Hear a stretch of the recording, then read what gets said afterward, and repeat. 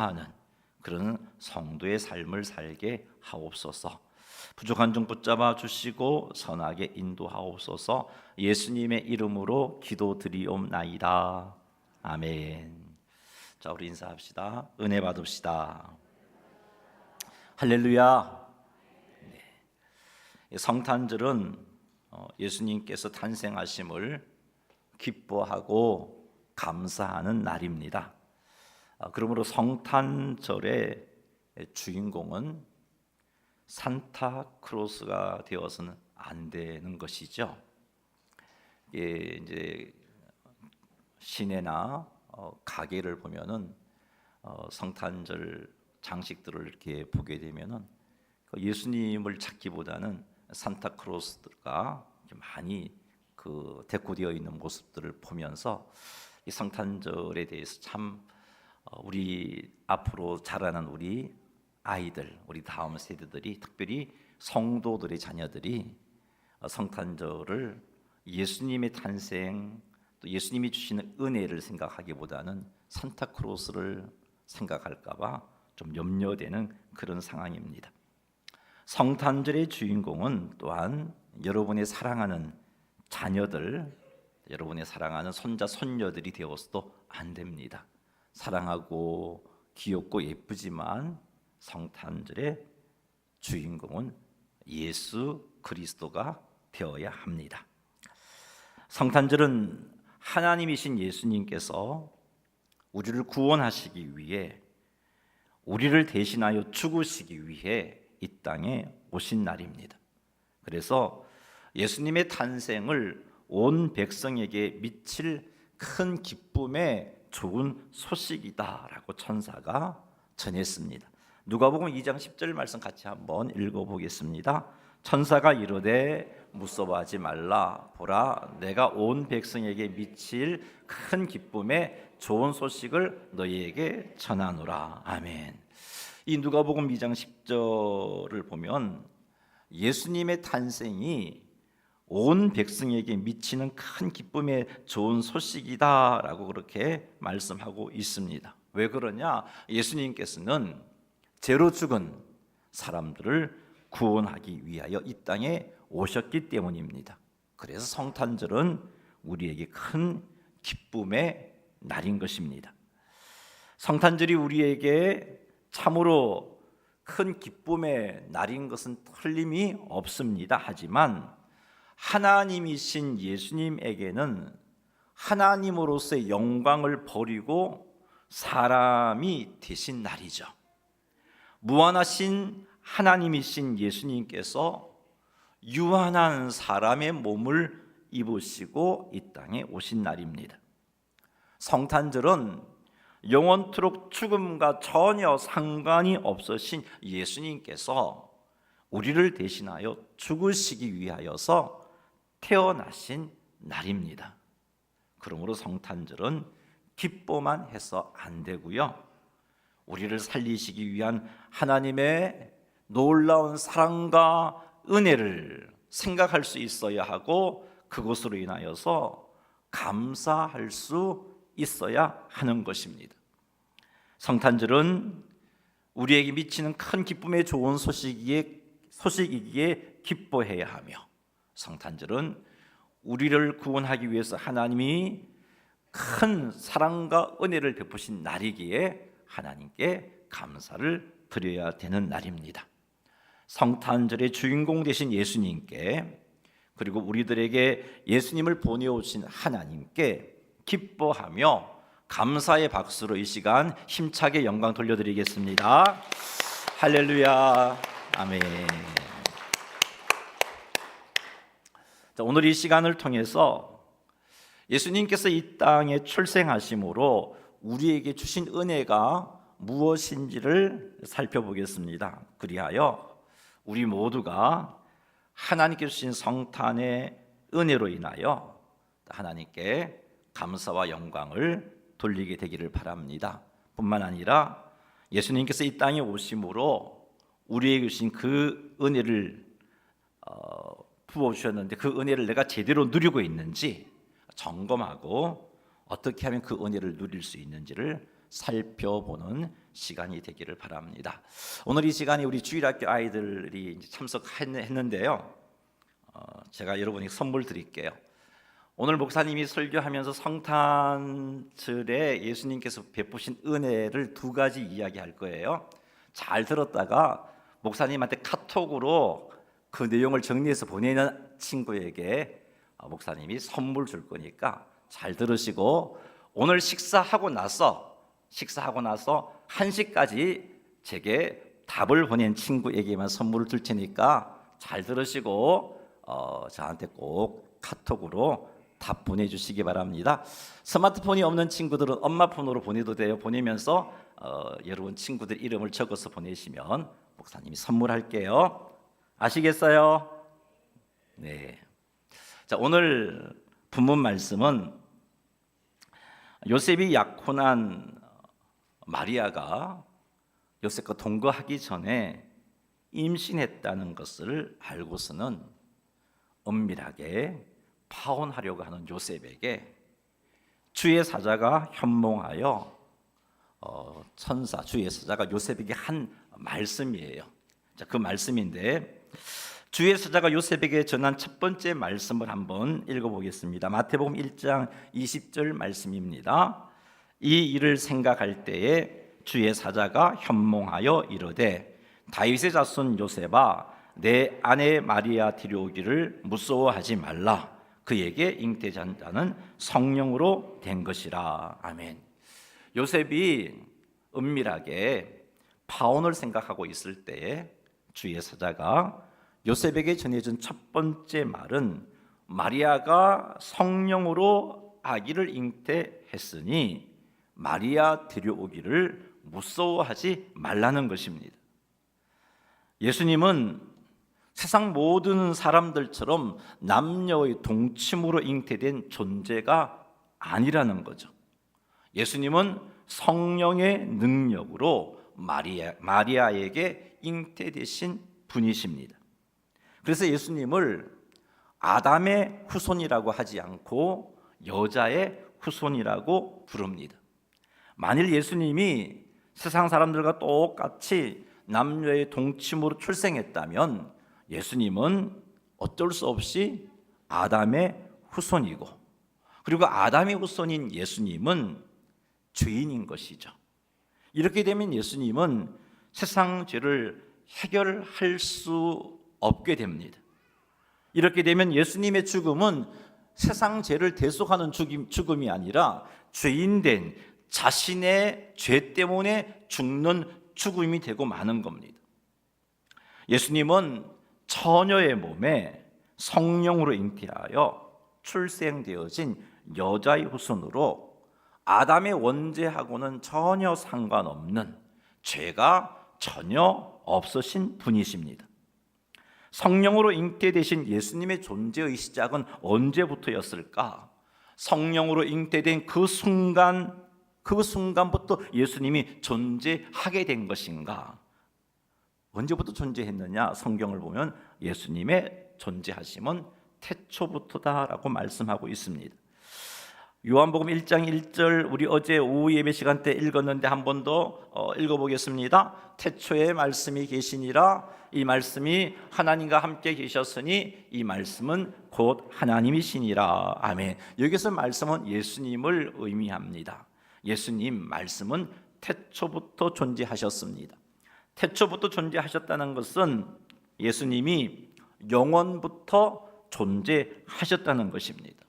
영원부터 존재하신 예수님은 하나님과 함께 계셨습니다. 그리고 요한복음 1장 1절을 표현하고 있는 그 결론적인 표현이 예수님은 곧 하나님이시다라고 그렇게 말씀하고 있습니다. 예수님은 영원전부터 존재하신 분이셨고 예수님은 천지 만물을 창조하신 하나님이십니다. 요한복음 1장 3절을 한번 읽어보겠습니다. 만물이 그로 말미암아 지은 바 되었으니 지은 것이 하나도 그가 없이는 된 것이 없느니라. 하나님이신 예수님은 천지를 창조하셨습니다. 창조된 것이 하나도 예수님 없이 된 것은 없습니다. 예수님은 창조주 하나님이십니다. 그러므로 모든 피조물로부터 찬송과 영광을 받으시기에 합당하신 분입니다.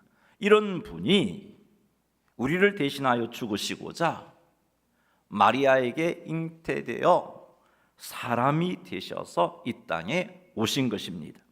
하나님이신 예수님께서 사람들에게 섬김을 받으러 오신 것이 아니라 죄인들을 살리기 위하여, 죄로 죽은 자들을 살리기 위해서 대신 죽으시고자 성령으로 잉태되어 아무 죄가 없으신 그분이 사람으로 오신 것입니다. 이렇게 볼 때 예수님의 탄생하심은 우리를 향한 하나님의 크신 사랑의 표현이구나 하는 것을 알 수 있습니다.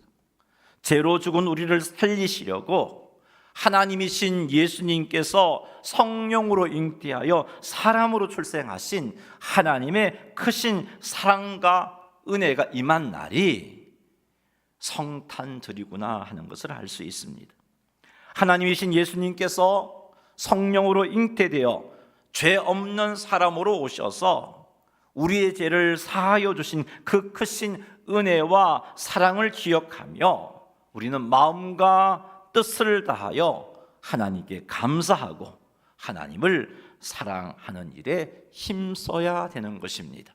사랑하는 성도 여러분, 주의 탄생의 은혜를 생각하면서 마음과 뜻을 합하여 힘껏 하나님께 찬양과 감사와 영광을 돌려드리시는 성도님 되시기를 주님의 이름으로 축원합니다. 마태복음 1장 21절을 읽겠습니다.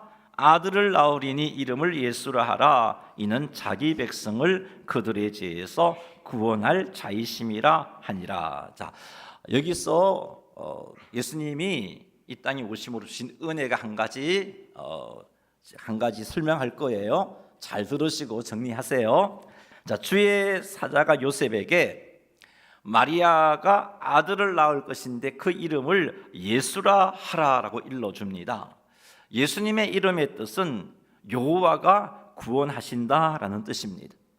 이 땅에 오신 성자 하나님인 예수님의 하나님의 이름이 예수님이라고 한 것은 예수님께서 예수님의 백성을 죄에서 구원하실 분이기 때문입니다.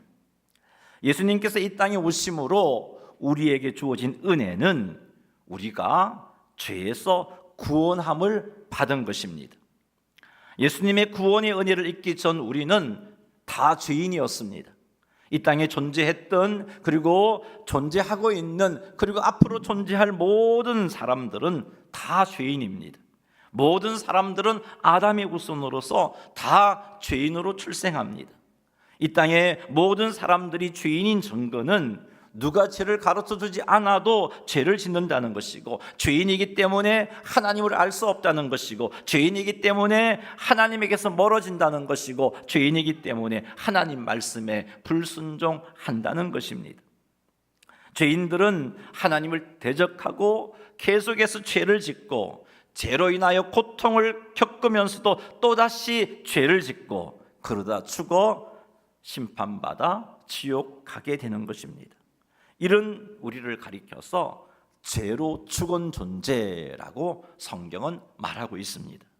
죄로 죽은 우리들은 계속해서 죄를 짓게 되고 그 죄로 인하여 고통을 겪게 됩니다. 그 죄를 끊고 싶어도 끊지 못합니다. 이렇게 죄로 인하여 고통 가운데 살다가 죽어 지옥 갈 수밖에 없는 것이 우리들이었습니다. 정말 절망스러운 것은 죄인인 사람에게는 죄로부터 자유할 수 있는 능력도 힘도 지혜도 없다는 것입니다. 그래서 아무리 애써봐도 지옥 갈 수밖에 없는 것입니다.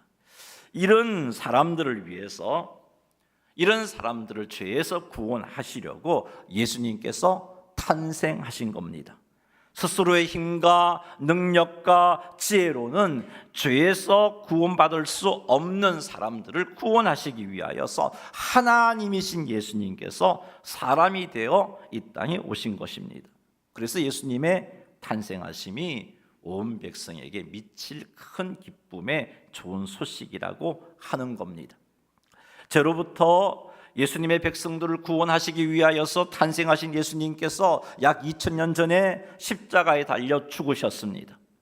아무 죄가 없으신 예수님께서 십자가에 달려 죽으셨습니다. 예수님께서 십자가에 달려 죽으신 것은 모든 사람들의 죄를 사하시기 위함이었습니다. 죄 때문에 지옥 갈 사람들을 구원하시기 위하여서 예수님께서 친히 세상의 죄값을 받으심으로 십자가에서 죽으신 것입니다.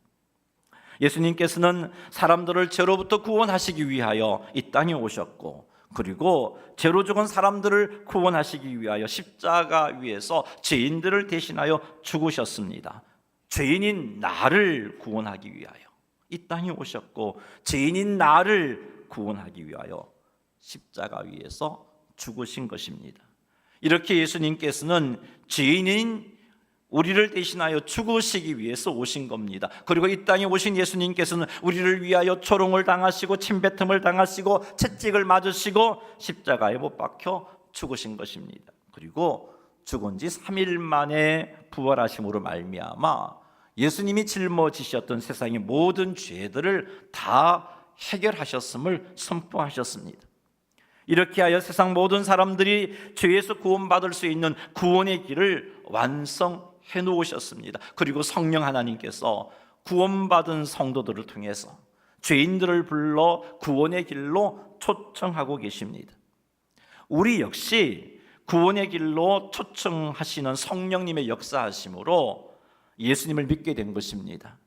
그래서 죄에서 구원함을 받았고, 지금 당장 죽어도 천국 가서 영생할 수 있는 자가 된 것입니다. 성탄절 아침, 우리는 다시 한번 우리를 죄로부터 구원하시기 위해서 오신 예수님께 감사하는 시간으로 헌신하시기를 바랍니다. 예수님의 십자가의 대속으로 인해 죄 사함을 받고 구원받은 것으로 인해 하나님께 감사하십시다. 뿐만 아니라 현재 성탄절 아침에 우리 자신의 믿음을 점검해 보았으면 좋겠습니다. 왜냐하면 예수님께서 이 땅에 오셔서 십자가에 죽으심으로 완성해 놓으신 구원의 은혜는 예수님을 구주와 주님으로 믿을 때 우리의 것이 되기 때문입니다. 하나님께서는 오직 나의 의인은 믿음으로 말미암아 살리라 하셨습니다. 그러므로 우리는 매일매일 예수님을 구주와 주님으로 온전히 믿고 있는지 점검해 보셔야 합니다. 성탄절 아침 여러분 자신에게 한번 물어보십시오. 너는 정말 예수님을 구원자로 믿고 있니? 한번 물어보세요. 너는 정말 예수님을 주님으로 믿고 있니? 너는 정말 삶 속에서 구원자 되신 예수님을 의지하고 있니? 너는 정말 삶 속에서 주님 되신 예수님의 말씀에 뜻에 순종하는 삶을 살고 있니? 한번 물어보세요. 삶 속에서 예수님을 구원자로 의지하는 삶이 전혀 없다면 그 사람의 믿음은 죽은 믿음인 겁니다. 삶 속에서 예수님의 말씀과 뜻에 순종함으로 예수님의 주인 되심을 고백하지 않는다면 그 사람이 가지고 있다는 그 믿음은 죽은 믿음입니다. 그러니 우리의 삶 속에서 지속적으로 예수님을 의지함으로 예수님의 구원자 되심을 고백해야 합니다. 우리의 삶 속에서 지속적으로 예수님의 말씀과 뜻에 순종함으로 예수님께서 우리의 주인 되심을 고백해야 합니다. 이런 믿음으로 자기 백성을 저희 죄에서 구원하러 오신 예수님의 탄생의 은혜가 더욱 빛나게 만드시기를 주님의 이름으로 축원합니다. 마태복음 1장 22절 보겠습니다. 이 모든 일이 된 것은 주께서 선지자로 하신 말씀을 이루려 하심이니 이르시되. 자, 이 모든 일이 된 그것은 마리아가 성령으로 예수님을 잉태하여 출산하게 된 것을 이야기합니다. 자, 근데 이것은 주께서 선지자로 하신 말씀을 이루기 위한 것이다라고 말씀하고 있습니다. 주께서 선지자를 통해서 하신 말씀이 무엇인가? 마태복음 1장 23절에 나옵니다. 한번 읽어보겠습니다. 보라, 처녀가 잉태하여 아들을 낳을 것이요 그의 이름은 임마누엘이라 하리라 하셨으니 이를 번역한즉 하나님이 우리와 함께 계시다 함이라. 아멘. 마리아가 예수님을 잉태하여 출산한 것은 보라, 처녀가 잉태하여 아들을 낳을 것이요 그의 이름을 임마누엘이라 하리라는 주께서 선지자로 하신 이 말씀을 성취하는 일이다라고 말씀하고 있는 겁니다. 그러므로 이 말씀에 의하면 마리아가 출산하는 예수님의 또 다른 이름은 임마누엘이구나 하는 것을 알 수 있습니다. 예수님을 임마누엘이라고 부르는 것은 예수님으로 말미암아 하나님이 우리와 함께 하시는 그런 은혜가 우리에게 성취되기 때문입니다. 예수님의 탄생하심으로 인하여서 예수님께서 세상에 계신 것이 하나님이 우리와 함께 하신다는 그 예언의 성취라고도 그렇게 이해할 수 있습니다만, 하나님께서 함께 하신다는 의미가 예수님이 이 땅에 오심으로 우리와 함께 하시는, 우리 가운데 거하셨던 그 사건 그것만을 이야기한다면, 예수님께서 죽으시고 부활하셔서 성천하시고 난 이후에는 하나님이 우리와 함께 하시는 일이 끊어져 버린 게 되는 것이죠. 그래서 예수님께서 오심으로 임마누엘, 하나님이 우리와 함께 하신 그 은혜를 누리는 것이 예수님이 세상에 계셨을 때 그것을 의미하기보다는 예수님이 우리의 죄를 사하심으로 말미암아 거룩하신 성령 하나님께서 우리와 함께 하시게 된 사건을 의미하는 것이다 하는 것을 알 수 있습니다. 예수님이 이 땅에 오심으로 우리에게 주신 두 번째 은혜가 이것이죠. 바로 성령 하나님께서 함께 하시도록 하신 것, 임마누엘의 복을 누리게 하신 것입니다. 이제 예수님을 믿는 모든 성도들은 죄 사함을 받았고 그 결과 성령 하나님이 함께 하시는 은혜를 누리고 있는 것입니다. 성령 하나님이 함께 하시는 은혜를 누리는 성도는 인생의 어떤 문제를 만나도 능히 이길 수 있는 자인 것입니다. 하나님께서 함께 하심으로 인하여 수많은 문제를 만났지만 형통했던 요셉처럼 우리도 수많은 인생의 문제를 만난다 할지라도 하나님이 함께 하심 때문에 형통한 삶을 살 수 있는 능력을 가진 자가 된 것입니다.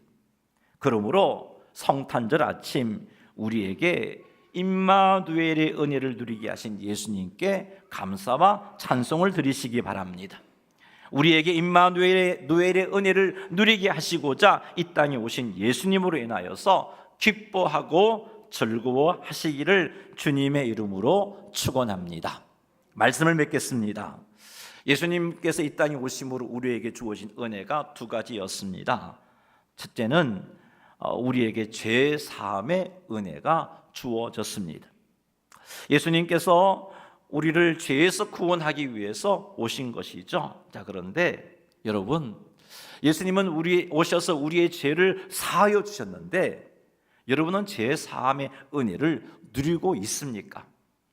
혹 과거에 지은 죄로 인한 죄책감 때문에 힘들어하고 있지는 아니합니까? 그렇다면 나는 지금 현재 죄 사함의 은혜를 누리지 못하고 있는 겁니다. 예수님께서 이 땅에 오심으로 우리에게 주신 은혜는 죄에서 구원해 주시는 겁니다. 그러니 성탄절 아침 죄책감 때문에 힘들어하고 있다면 나를 죄에서 구원하시기 위해 오신 예수님을 믿으시기 바랍니다. 십자가 위에서 내 모든 죄값을 갚아주셨음을 믿으시기 바랍니다. 그리고 이 믿음으로 하나님께 나의 죄를 용서해 달라고 구하시기 바랍니다. 이렇게 한 후 하나님께서 내 모든 죄를 사하여 주셨음을 믿으세요. 만일 우리가 우리 죄를 자백하면 저는 미쁘시고 의로우사 우리 죄를 사하시고 우리를 모든 불의에서 깨끗하게 하실 것이요 약속하셨어요. 그러니 믿으세요. 여러분 감정 믿지 말고 하나님의 약속의 말씀을 믿으세요. 그리고는 죄책감에서 자유하시기를 주님의 이름으로 축원합니다.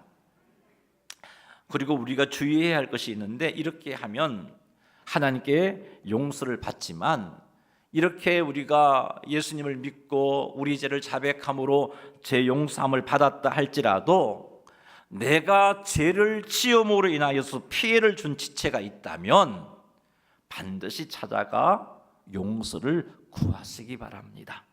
이렇게 하는 것이 예수님의 제자로서의 삶을 사는 겁니다. 예수님은 이런 말씀을 하셨어요. 제가 읽어드릴게요. 마태복음 5장 23절에 그러므로 예물을 제단에 드리려다가 거기서 내 형제에게 원망 들을 만한 일이 있는 것이 생각나거든 예물을 제단 앞에 두고 먼저 가서 형제와 화목하고 그 후에 와서 예물을 드려라. 그렇게 말씀하셨어요. 그러기에 여러분, 내가 하나님과의 관계 속에서 죄 문제를 해결받았다 할지라도 나의 행동 때문에 상처받은 지체가 있고 나의 행동, 내가 지은 죄 때문에 고통스러워하는 지체가 있다면 찾아가 용서를 구해야 돼요. 그와의 관계를 회복하셔야 돼요. 그와의 관계를 회복하셔야 하나님께서 기뻐하시는 제자의 삶을 살아갈 수가 있는 것입니다. 이거 꼭 주의하세요. 나는 죄 사함을 받았습니다. 참 기쁜 일이지만 동시에 우리는 화목해야 하신 말씀을 기억해야 할 것입니다. 예수님께서 오심으로 우리에게 주신 두 번째 은혜가 임마누엘의 은혜입니다. 우리가 예수님을 구주와 주님으로 믿는다면 틀림없이 하나님께서 우리와 함께 하고 계십니다. 우리 이 사실을 믿어야 합니다. 이 사실을 믿고 함께 하시는 하나님을 의지하고 함께 하시는 하나님께 도움을 청하시기 바랍니다. 이런 삶을 살 때 이 땅에 오신 우리 주님의 탄생에 대해서 온전히 기뻐하고 온전히 감사할 수가 있습니다. 그러니 예수님의 탄생하심으로 우리에게 이루어진 은혜, 임마누엘의 은혜를 믿고 우리와 함께 하시는 하나님을 의지하고 함께 하시는 하나님께 도움을 청하여 하루하루 담대하게 살아가시는 성도님들이 되시기를 주님의 이름으로 축원합니다. 찬송가 115장 찬양하면서 성탄 헌금 하나님께 드리겠습니다. 찬송가 115장입니다.